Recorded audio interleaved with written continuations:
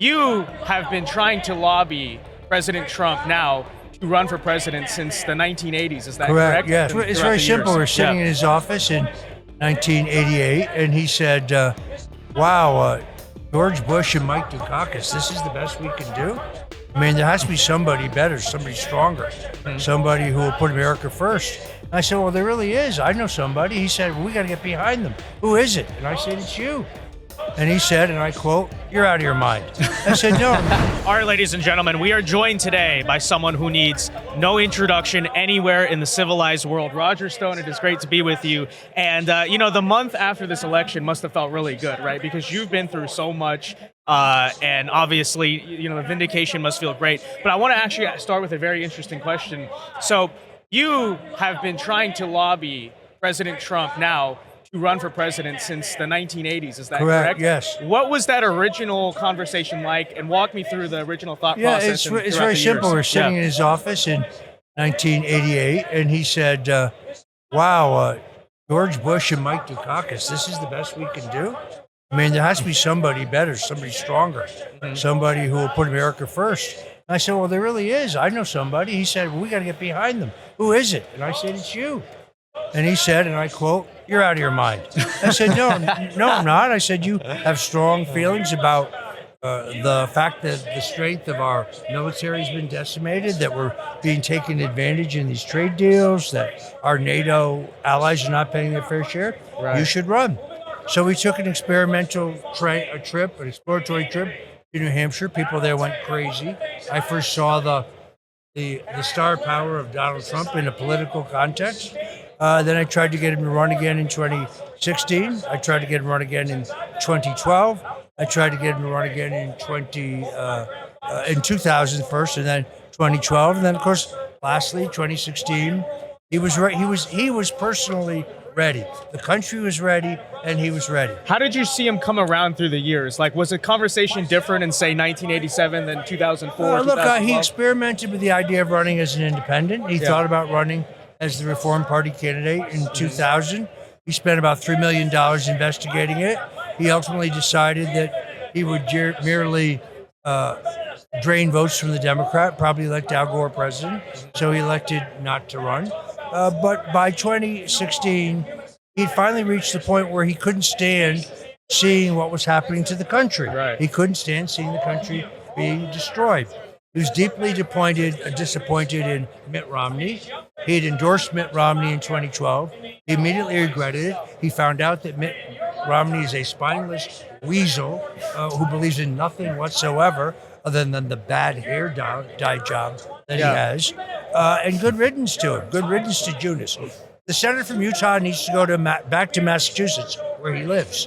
What do you think personally was that moment where Trump, it clicked and he was like, you were in his ear for a long time to do it, but 2016, like, what was the catalyst moment? Some people say it was that White House dinner. I think the White House dinner is a triggering event.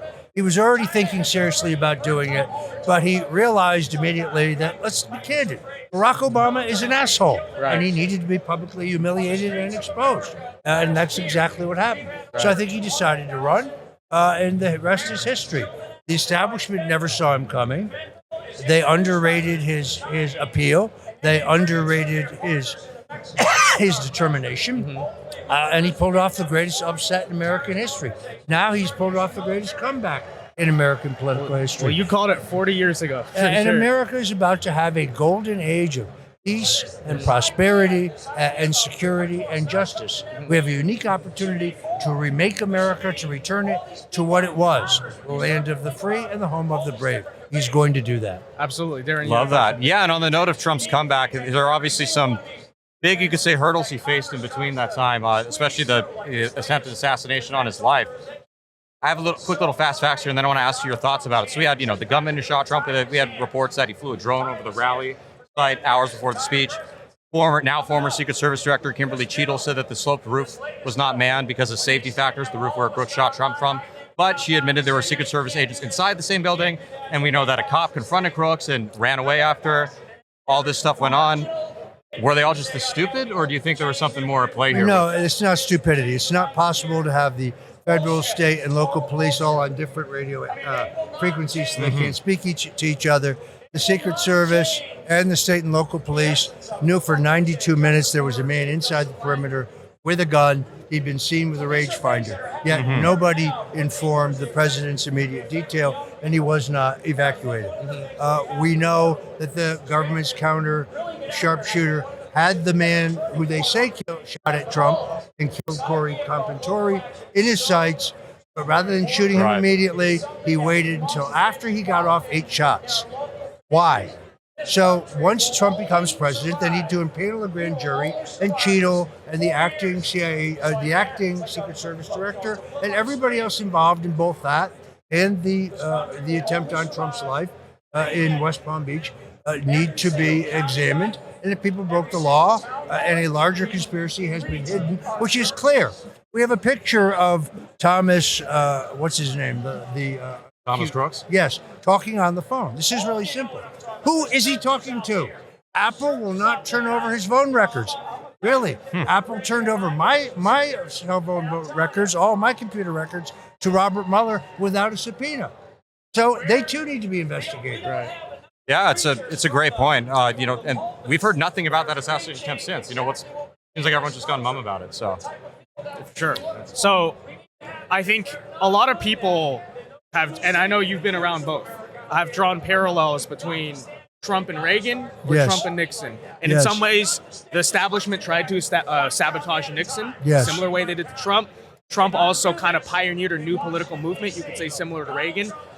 Do you think Trump is more like Nixon, like having been there around? Reminds you of Nixon, reminds you of Reagan, or he's really just his own personality? Well, I mean, Donald Trump is unique. Yeah. He has some of the same qualities as the others. Nixon was going to take down and completely reorganize the CIA and the national security apparatus. That's why the CIA took him down. We now have classified documents that say otherwise. Bob Woodward and Carl Bernstein are bald-faced liars. Right. Take either of their books, and you can poke so many holes in it. These guys made a fortune lying. So the deep state was deeply opposed to Nixon because he wanted to know who killed JFK, and he wanted those records, which the CIA would not turn over. On the other hand, Trump is also more of a big picture leader like Reagan, more inspirational, more charismatic, more outgoing. They're both great in their own way. But Trump is unique because Trump, in this recent election, he didn't just win an election campaign. They threw everything they could at him. They ran a war of tsunami against him. They weaponized the federal judicial system against him. So it is very clear, those who did that in violation of the law, Garland, Smith, Mueller, these people must be investigated and prosecuted. No, it's not revenge. No, it's not retaliation. It is a rebalancing of the scales nobody's above the law.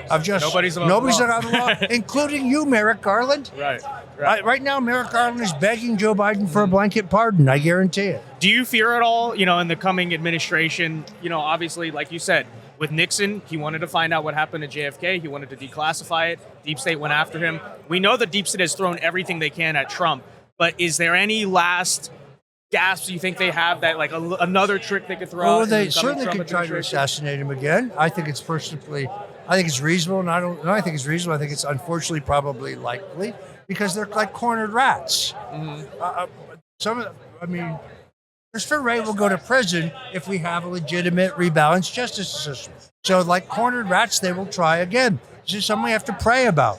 Prayer saved his life last time. I really believe God spared his life last time. So I think the answer is to pray. On the other hand, if you kill him, you will get J.D. Vance, and the vengeance against you will be even worse. Yeah, don't do it. So how will that work? Right.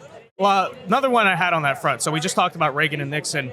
In some ways you could argue both of them eventually kind of lost the mandate they had, right? In the sense that Nixon obviously removed from office, or had to resign from office, I should say. Reagan, after he left, the neocons sort of took over the Republican Party for a couple decades. Yes. How do we make sure with MAGA, with Trump, that doesn't happen, that we retain control, we retain the movement we have? The good news is the decisions are made at the grassroots of the Republican Party. Please, Nikki Haley, please run again so you can get your brains beat out again and be humiliated as a dummy. Right. Let's be very clear. When Nikki Haley was hired as the UN secretary, they had to bring in a globe to point out to her where Africa was, where Israel was. She has an IQ that if she was 1 point lower, you'd have to water it like a plant. We have a final question for you, Roger. It's going to be a fun one. Can you tell us a story about how you got John F. Kennedy elected at the elementary school mock election Oh, yeah. that you took part in? Well, He's always been the guy. When you're 12 years old, you're not really that political. And I was in favor of John Kennedy over Richard Nixon because Kennedy had better hair. That was my reasoning.